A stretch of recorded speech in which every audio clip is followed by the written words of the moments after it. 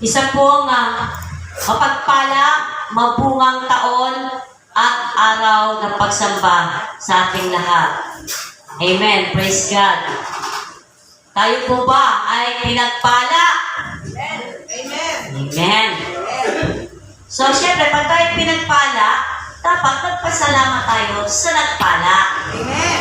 At purihin natin ang Panginoon dahil again, sa 2024, St. Faces is here.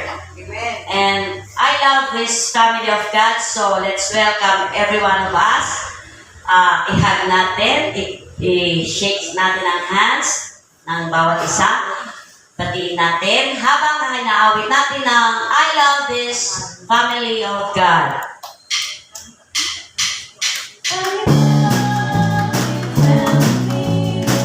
Sige po, malayo po natin batiin ang bawat isa.